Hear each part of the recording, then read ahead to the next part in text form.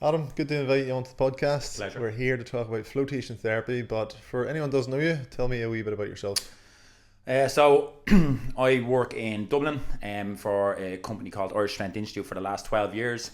Mainly doing one-to-one personal training, a lot of nutritional therapy, and then obviously in that field it's very hard to not go into nutritional therapy and not go down the road of overall body wellness, etc. And that's where I suppose in this industry I stumbled into floating, etc. But I work down in Malahide in Dublin. I've now just, from the guys I worked with in the Irish Strength Institute, I've now just bought into their business. So I'm one of the co-owners of a new gym called Marina One Gym, and we're launching it actually in a month's time, and we're converting our personal training studio into a private members facility in a very nice village called Malahide. Brilliant. Um, You've been a flotation therapy sort of enthusiast for quite a long time. So I got into floating mainly because I started working with a few one-to-one athletes and predominantly fighters, and I very much looked at flotation therapy from its physical benefits. So I started going to one or two of my fighters when they won their fights. I was buying them vouchers to a place in Nice, one of the first flow houses in Ireland. It's called Flow House. It used to be called Shlibaha. So I started going down there with my fighters, and I actually started to really realise, like, oh my God, this is for me. I'm very, very poor at linking to a therapy. I'm not great with the whole mindfulness, breathing, etc. But what I found about this therapy, flotation therapy, was that it was for me though, meaning that I didn't need to be good at this. This made me good at switching off. So that was just a clear telltale that it was something for me. But then it was 90 minutes from my facility, and so going there and coming back was costing us 3 hours, and I'm not good in traffic. So what I was going for was getting undone on the return home in traffic, and so I decided we had a spare room in our facility, and I started my first float tank business. 2018 was it? 2018. 2018. And I started off with a disposable, is what you'd probably call it, basically an inflatable, almost like a paddleboard, and I miss it terribly. But it was the start of where it all started, and the reason I went further with it was, as I said, I brought it in for physical benefits. So if you don't mind, I'll go on to one of your next questions. Yeah, straight look, away just then. let's to explain like what flotation therapy is for people that aren't aware of it, because it's not overly mainstream. Like saunas and all are everywhere, but flotation therapy is quite new. So with flotation therapy, I'm going to break that down, right? So flotation therapy is what I got into. I got into flotation therapy, and then when I was doing flotation therapy, I realized that there's a whole new avenue to the same treatment that I didn't know enough about, which was the sensory deprivation part of flotation therapy. So let me just pause there and break them two into two. So flotation therapy, for anyone that's unaware, is essentially where you go into a pod. It doesn't have to have a lid. It just needs the Dead Sea. Let's call it the Dead Sea. So you have to get into a pod with a certain osmolarity of salt that allows you to flow 50% out of the water, 50% into the water. And what that does is it gives all your joints an ability to decompress. So your ankle is essentially trying to leave your tibia, and that's creating almost like a vacuum effect because it's weightless, and that's helping getting nutrients into that joint. Same thing's happening to your knee, your ankle, all of your vertebrae, your back, your neck, your shoulder, your elbow, your wrist. So it's a weightless treatment essentially, where the water's almost buoyant, pushing you out of the water, and as a result everything is getting lengthened, but you don't have to do anything for that to happen. So that's the flotation side of things. I did that mainly because I was working with a lot of fighters that were getting physically broken up, and I wanted to physically repair them. But then I'd started getting a couple of my clients saying, can I try it, and then they were reporting such different kind of results that I wasn't nearly ever looking for, but sounded much better, which were more about like, oh my God, Adam, for 3 weeks I've slept like a baby. Oh my God, Adam, it doesn't matter if I have 6 hours sleep the day after or 9 hours sleep, I feel great. So they were kind of giving me things that I was like, all right, that's the nervous system. So then I started going down the rabbit hole of the sensory deprivation element, because I was really trying to get this to make money off fighters and athletes and so on. And what I learned is not many athletes pay, they always want sponsorship. So then when I had these corporate guys saying different experiences, and these are your customers, these corporate guys, so started going down the rabbit hole of understanding sensory deprivation a little bit different. And what sensory deprivation is where we take away a few of our sensories. Very, very simple: sound, sight, touch, feeling, awareness, all of that. So when you get into the float tank, unless you've got music playing, you can't hear anything. When the lights go off, you can't see anything. When your core temperature meets the water temperature, so when you get into the float tank, it's not as warm as a bath. It's going to feel warm when you get in. It's only because your core temperature's dropped probably 1 or 2 degrees. Then you neutralize. So about 15 minutes in the float tank, you'll start touching the water, going, I can feel I'm touching water, but there's no difference in your temperature and its temperature. And that's when you really lose your sense of awareness. So with the light off, with no sound, and with your awareness going, you feel like you're spinning 360s, but you're in a 4-foot tank, so you can't be. But that is truly where then your body can focus on sensory. So you've eliminated sensory, so the body has nothing to focus on. And as a result, the body charges 6 times its speed. 6 times is a ballpark. I'm not going to quote a study on that, but roughly 6 times. So they say 1 hour in a float tank or 1 hour sensory deprived is the equivalent of 6 hours of rest in a bed. Jeez.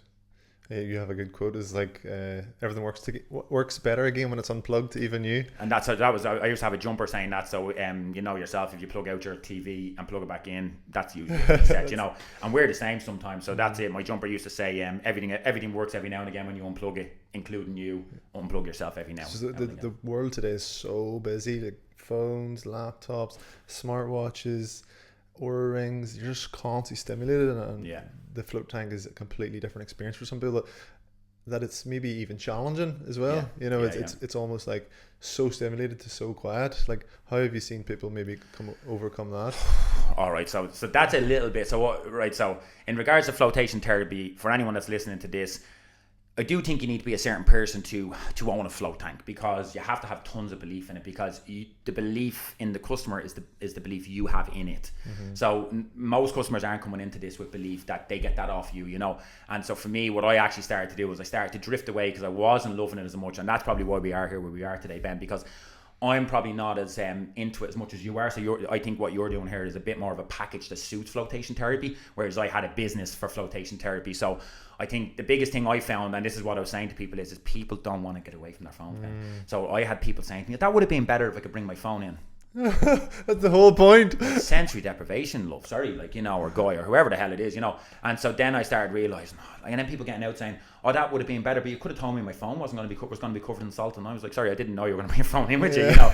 So what I actually find is, Ben, people don't want to be sensory deprived. They want to be overloaded with sensory, and we are overloaded. Just give an example: you're sitting there with an iPad, a laptop, and an Oura ring on. You know, we're 2 mics on a phone, so we're all overloaded. Like, you know, with EMFs and Wi-Fi's, and people actually don't know how to get away from it. And even though you're giving them a solution to get away from it, they don't want to get away from it as well. And I don't know what that is, but you're going to run into that a little bit. And that was where I kind of didn't think I was enough of an advocate to reassure people that this is the right thing. I went solely into training athletes, training one-to-one personal training and nutrition. I wasn't doing as much of the breath work you guys doing, the yoga and so on. So I have very much a training facility with a recovery tool. You have very much a big recovery facility. That was always our values.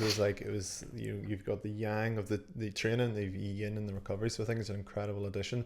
But like a bit more about the actual benefits behind it. You talked about the spinal decompression, but for these really stressed people that we often work with, what's happening from like a nervous system point of view with flotation and sensory deprivation? So like both of our mentors, a guy called Don Lacey, uses this analogy, and he says, like, we all have apps running in the background, and these turn them apps off without you having to turn them off. So you'll get out of a float tank, and that little thing that you couldn't get out of your mind is gone, and 10 little things that you couldn't get out of your mind is gone. Maybe the big things that you can't get out of your mind are just a little less in your mind. They're probably not gone, because they can't go. They wouldn't be big if they weren't important, so they can't go. But it's all I always think about. Walk away from a jigsaw and you go back, you find new pieces instantly. And sometimes putting yourself in a float tank and you come back out, you can enjoy them pieces much better. So with clients, what they'll find is that they don't want to go back into a stressful scenario. They don't want to answer that next phone call straight away. A lot where we are, which you're familiar with, is that we're on a promenade. So a lot of my clients, when they come out of the float tank, I encourage them to at least just do a walk at the promenade and back before they go straight back to that next phone call. Before I really encourage them to drink a coffee after it, because again, you've spent all this hour to try and learn how to turn your nervous system on. To have the minute you drink coffee, you turn it back on, turn it off, and then the minute you drink a coffee again, you turn it back on. So if you get good enough at turning off your nervous system, one of the best things to do is to leave it off for a period of time. So telling clients to go for a walk after I believe you guys are going to have a lovely recovery room, which make sure that they don't have to rush out of the building. That's going to be a big part of it, because it is hard to turn off. So when you do turn off, enjoy it, make the most out of it, because something's going to turn you on within an hour. What's the benefits for people of turning off? Like, obviously we have other things for that, but why is it good to turn off from a float tank? Mainly so that you're not being drained 1% every minute of the day. So like the issue is, I have a great way, Ben. I turn off every evening really, really well. The phone gets put away. I don't watch TV. I have my evening walk. I'm recharging even though I'm awake. So when you turn off, there's parts of you that are still regenerating even though you're doing your day-to-day life, whether that's cooking dinner for the next day or breakfast for the next day. You're still turned off from a lot of them mental stressors. So I'd have some people that come back and they come off a flight, and the first thing they want to do is a float because they want to get over jet lag. I got some nurses that will say they want it to be the last thing they do on their night shifts, 3 night shifts in a row, so that they start their 3 days off. you know, because we all know it. Like, I go on holidays and I say to myself, right, send 1 or 2 emails that you have to do, and then I say I'll do them tomorrow, and then I don't do them tomorrow. I don't do them that day, I'll do them tomorrow, and then I'm always thinking about I have to do it tomorrow. That's just me staying on the whole time. So sometimes saying you're not going to do them until a set date, which is 10 days away, is the best thing to do, is to actually turn that off. But the biggest reason you want to turn off is so that you don't have to be asleep to recover. You can still be recovering parts of the body, parts of the nervous system, parts of the brain, while you're still awake, because we have to be awake so much of the day. We've so much to get done every day that we can still be recovering better while we're still alert, while we're still doing things after workouts, actually getting into recovery mode instead of staying in that kind of high cortisol state, you know. That's like what I see, is like you were talking about, like switching off. I see a lot of clients don't ever switch off, and this is why it's such an exciting thing for me. It's like, this is your time, you're going to be forced to switch off 24/7, phone, stimulation, work, and you know, that area will always lead to an eventual burnout. An eventual burnout where there's a chronic health crisis. You know, dis-ease leads to disease, and so this is such an exciting tool for us to add, where you're forced to switch off. But like, on that sort of note, have you seen people the flotation therapy really help, like anxiety and maybe more mental health conditions? So I've seen it all happen. So I've been doing flotation therapy. I'm gonna say 2018, I think, in my head. So we're at 7 years now. And I've seen everything from guys that are super anxious saying, oh, that flow is great, to the point then that they're anxious about doing a flow. So that's even something one of your questions you mentioned to me prior to the podcast was that how much is the right amount of floating, right? So I'll just jump onto that one now as well. So I had a guy that was doing a flow every Tuesday, every Thursday, every Tuesday, every Thursday, every Tuesday, every Thursday. And at the beginning, he was excited about every single one of them. And then they became I have to. And as soon as they become an I have to, you need to stop that. So to me, if you ask me, well, what is the perfect amount of floating? What I've found to be the perfect amount of floating to keep you loving it is once every 3 weeks, maybe once every 4 weeks. If I was to turn around and say, right, if you were to ask me as a customer, as a businessman, I should turn around and say 3 times a week, Ben. But realistically, I know that from affordability point of view, that can add its own stress. And also then the more you do some things, the more they become chores. So for something like flotation therapy, I really think you need to love it, and you need to want to love your next treatment. So if I say I have to do a session, then I shouldn't do that session. I'm no longer doing it for the right reasons. I should be doing that session every time because I want to do it, and not because I booked it in, not because it's a scheduled thing, you know. So it should be like once every 3 weeks, once every 4 weeks. I would say at the beginning, people can do more regular, 1 every 2 weeks, and then back off to 1 every 3 weeks. As I said, I've had guys doing 3 times a week, but what I found to be the most stable is guys that are coming once every 3 weeks. They almost need that 3 weeks to build up a little bit of that mental burnout. Top it off, have that flow. They have 3 weeks before that point builds up again, have that float again. So everyone will find their own based on their own amount of neurological stress. Like, so like you know a lot about me, I know a lot about you. You know, I have my turn offs, I have my things that work for me and that they can shut me down, but not everyone has them things, you know. And floating was that for me. Funny enough, floating stopped being that for me when it became my business though. So good luck to that, just so you know, right? So find a float. Now you're telling me. So it's just because when you're in the room, for me it was very much like, well, what jobs do I need to get done this week? And so I found it very, very hard to switch off in my float room after a while, that I found myself looking at other places to go and float, mainly just to escape. Sometimes people find that in their gyms, they can't train in their own gym, you know. You just have to escape it. But for me, once every 3 weeks, allow yourself to want it. If you're getting in because your coach said you have to do it, well then it's not for you. It has to be for you. It has to be your choice. I definitely feel like, you know, and what we're trying to do is offer a 3 float package where it's your first one, another one 2 weeks later, another one 2 weeks later. It's like an initial first month of nervous system reset. I'm going to just stop you there. That's a must. Yeah. So you've heard this, right? Nobody's first best squat was their first squat. Nobody's best time they cooked scrambled eggs was the first time they cooked scrambled eggs. So nobody's going to have their best first flow. So I'm going to just tell you my experience because I remember. So as I said, I went to a place down in Nace. I went in, and the first time, for anyone watching this, you're going to be able to relate to this. You're floating dead center in the pod, and the smallest little tap off the wall, you hit the other wall eventually. Might take 8 seconds, might take 20 seconds, depending on how much you do. So I felt a little bit like, this is fucking crazy. All I focused on was, I cannot believe I'm floating. So ping, hit the wall. Ping, hit the wall. Top, bottom. The second, I wouldn't say I got much sensory deprivation or much rest in that. Let's say I got all the sensory deprivation. I didn't get a lot of rest because I was just fascinated. The second time, the fascination kind of went, and I'd say the final 20 minutes, I truly got the benefits. And the third time, I thought they robbed me. I was like, what the hell are they putting on the pumps on for now? I'm only in here 5 minutes. And when I got out, I was a whole hour in there, and I just switched off in the moment I get in. So I say this to everyone, your third time is your best time. So I think if you don't do them 3 flow packages, nobody's going to get the true experience of what flotation really is, you know. And I find, I'm almost preempting people trying it and being, it's not for me, it's not for me. Yeah. Have you seen that before? People, it's not for me. People come with ready to say that to you. Yeah. People are coming, let's say you talk your nephew into it, but you've talked him into it. So really, he's only coming because you've talked him into it. He already has a barrier straight away. The third flow, he won't have that barrier. Do you know what I mean? So again, the first flow, he'll go in and go, yeah, it was nothing special. But again, he was almost trying to prove you wrong in a way. Like I've got clients that you could tell them that this supplement is meant to relax them. They'll tell me we kept them awake all night. Yeah. I tell them this supplement wakes them up and it's a nootropic. They tell me they went to bed. They tell me they went to bed on the nootropic. You know. So if I tell them that you're going to get into that flow tank and you're going to stay awake, they'd probably sleep. You know what I mean? So I feel like, you know, there's a massive element of people are so like, what would say, high cortisol state that they can't switch off. It takes like a month to start to get into Without it. So I guess on that note, like, is there anyone that flotation therapy is not safe for? You know, is it suitable for everyone? Or so this is interesting, right? Now I'm going to answer this, and this is a screwdriver getting thrown into the mix here. You might want to cut and edit this part, right?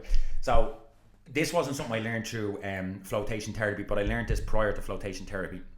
So I had a client once that had a heart attack at the age of 38, and I started training when he was 42, and no matter what I did with him after that, I made him wear a heart rate monitor.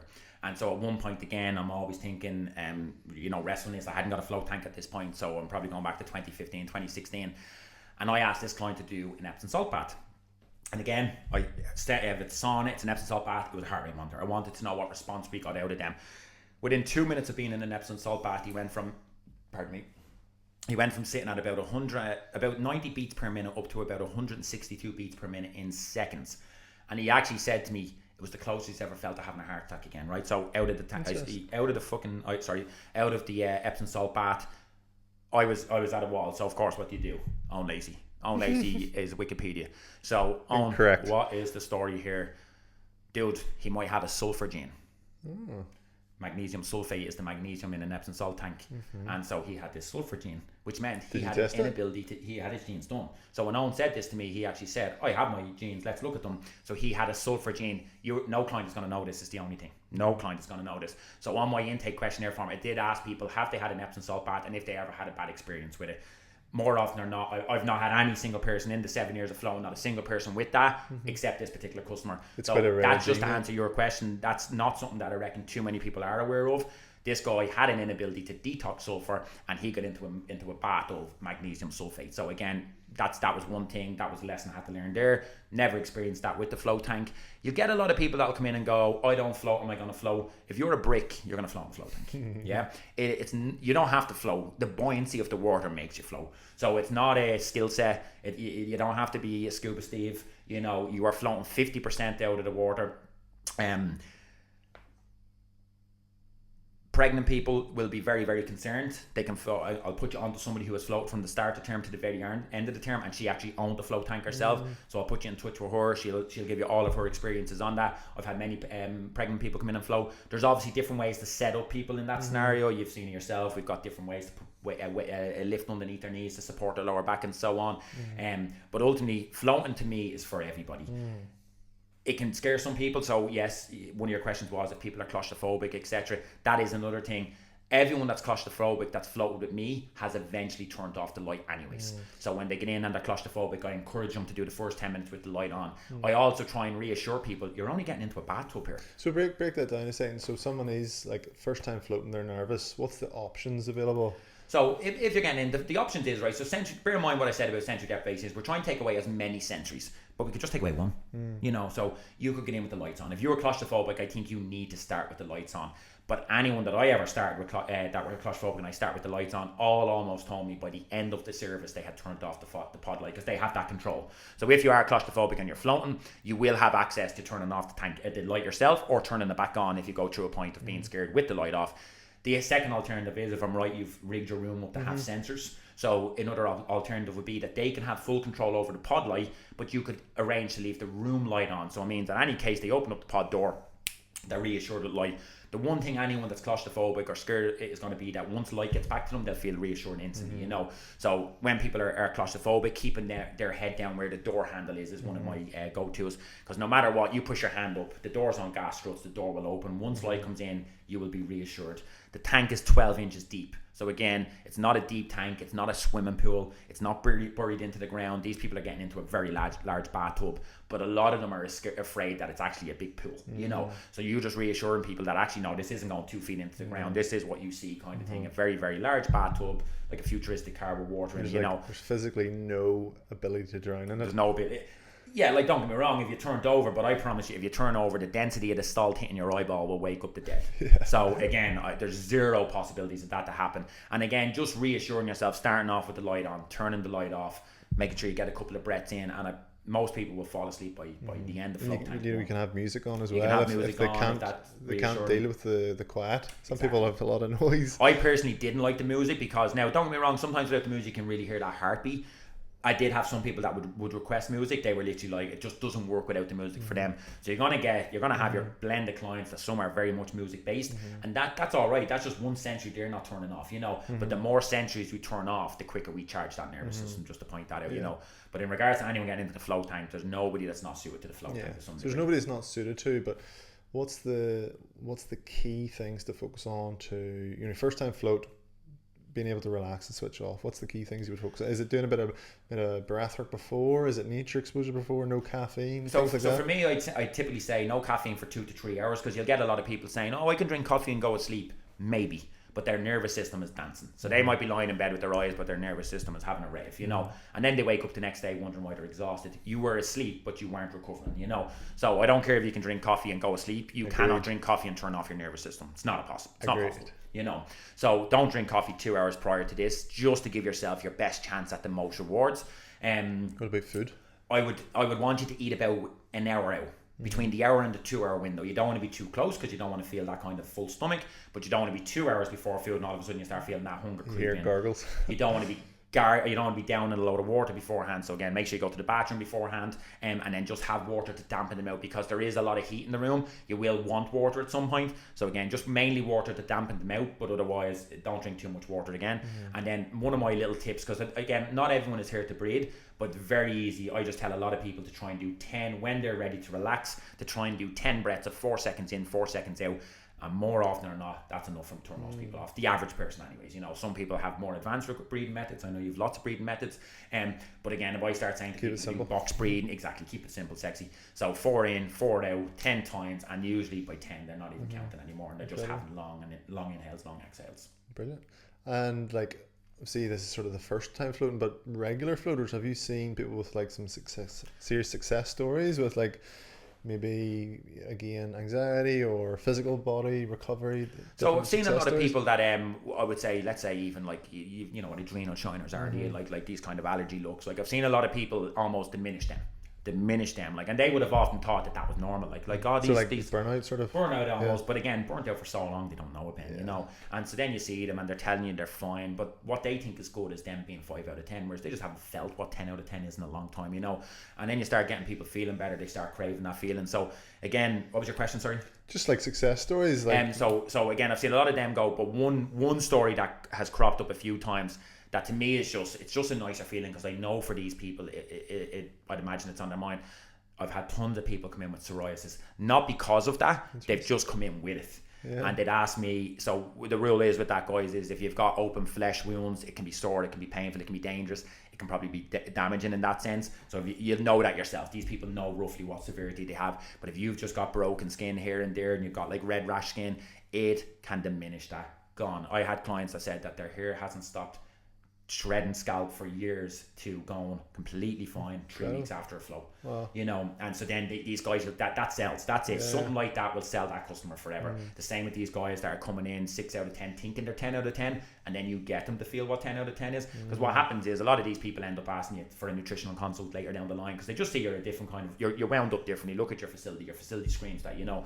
So then you start getting people wanting to find that next 1% better. That's the 1%. Then nutrition is their next 1%. The training is their 1%. And you start teaching people what 9 or 10 feels out of goodness, they start chasing that, you know. So the psoriasis probably being one that I've seen people cry about.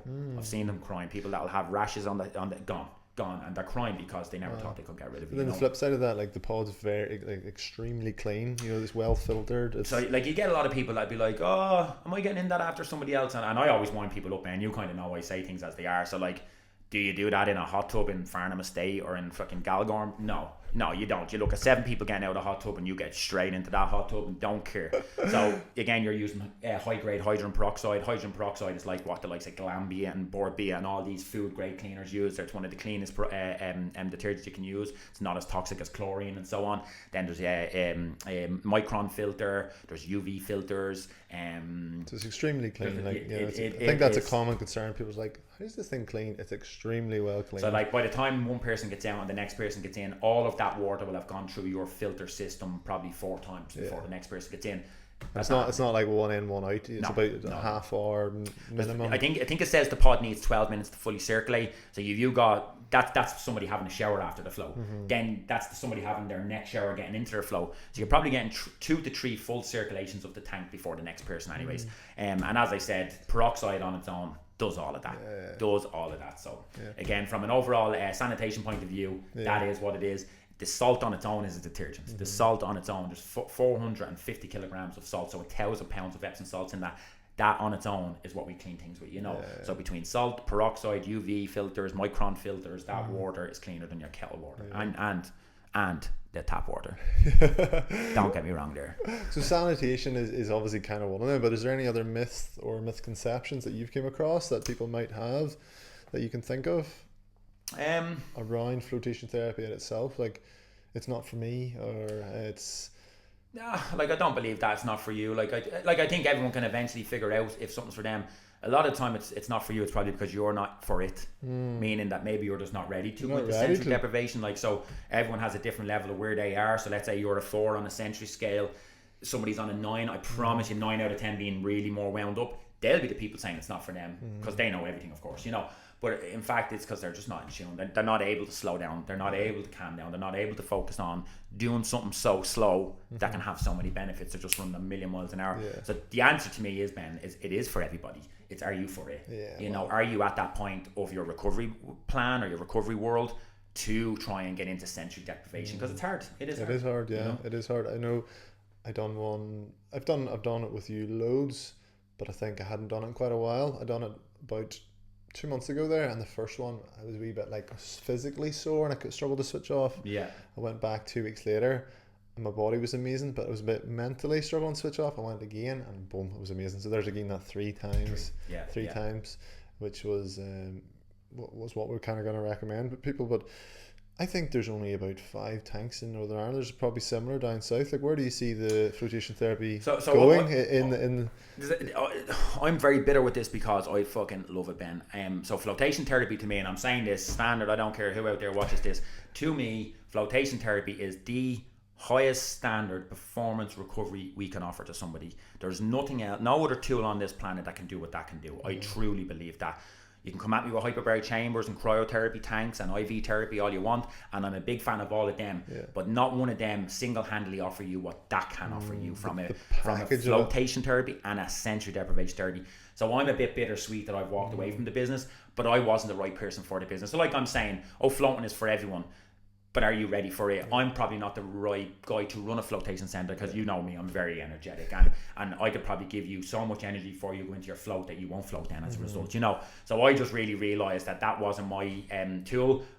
I'm absolutely sick that I have to get rid of it, but I'm only doing that out of progression. I already know where I'm going to float down at home. I'm looking forward to it. You're always welcome here. And I know that too, and I'm looking forward to going and floating in another centre because I have nothing but respect for them people because they're running a service that I no longer want to run because it can be hard to run. So anyone listen to this guy's not running something easy, It is not easy to maintain these things. The cost of that running 24/7 has an expense on its own.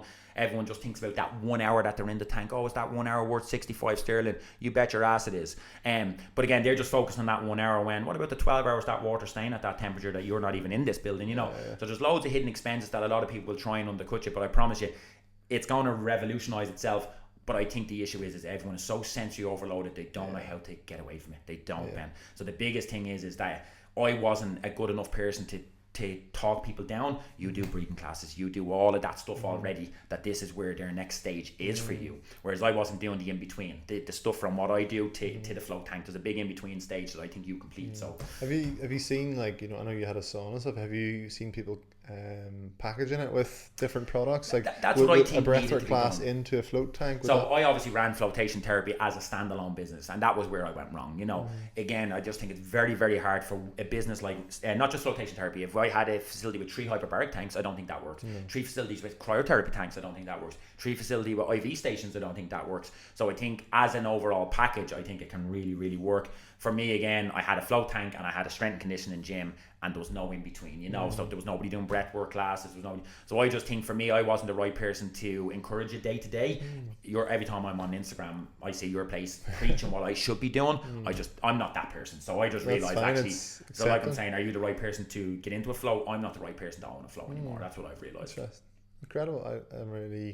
I'm actually so excited to get it operational. But what would be your sort of last bit of advice for anyone that's on the fence about trying flotation therapy? I think like anything else, I said, you have to get out of your comfort zone every now and again, and like you've absolutely nothing to lose. You're getting into a lovely warm tank. All I can say is it's as close to space as I can imagine. That's it. No, I do mean that. Like, obviously we've all seen TV and movies, and we all believe what space is, and we're all just weightless. That's exactly what you feel in the float tank. I heard that 90% of our nervous system is related to gravity. Right. So you take gravity away, there's 90% of your nerve system can stop working for an hour. Right. And that would make sense then when you're in that flow. Like, honest to God, it's the only thing I'd say, that you are weightless. You are absolutely weightless. Then when you're touching water and you feel you're touching water, but there's no change between the air, the water, and you. It's all neutral. It's an experience on its own. Incredible. Your question again? Sorry, I'm bad at just like what would someone that's maybe on the fence? On the fence. Get straight into it. I would highly encourage do a bit of breathing. Go into it with good outlooks. Go into it with something that maybe you want from it. So you should be thankful if you can get the first float, you can get 15 minutes of headspace. The second float 30 minutes, and then that third float, I promise you'll think he's robbing you. I think the conception is give it time. Give it time, yeah. And then ask people. Don't be afraid to ask the questions when people have float, like, what did you experience? What did you get out of it? What did you want out of it?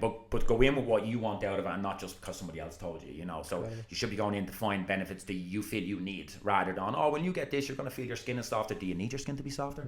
It's kind of that saying about Charles Pollock when he used to strength test everybody.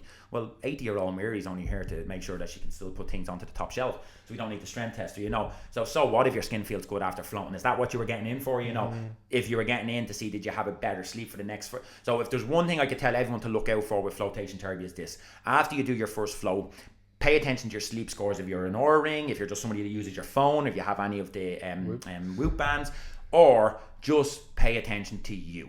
There's nothing, your own feeling better than anything. And a nap can tell you one thing, but I know me better than anything. And so when I have a float session, if I have a 6-hour sleep that night, I feel good. If I have a 9-hour sleep, I feel good. For about 3 weeks, that will stay the same. Whereas I find if I don't have a float session for every period of time, 6 hours I can be a bit groggy. Maybe even 9 hours can be a bit groggy. But it's sometimes, of them 9 hours, how much were you truly sensory deprived? How much was your body actually recovering?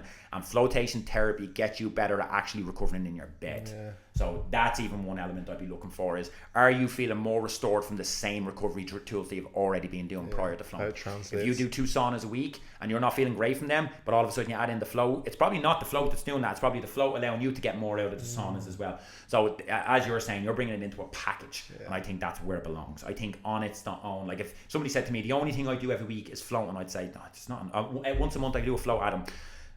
As a businessman, I should be trying to go, well, why don't I do it once a week? But again, affordability is one thing, and putting more money expenses on people I don't love doing. So again, I tell people, okay, well, you're only going to float once a month.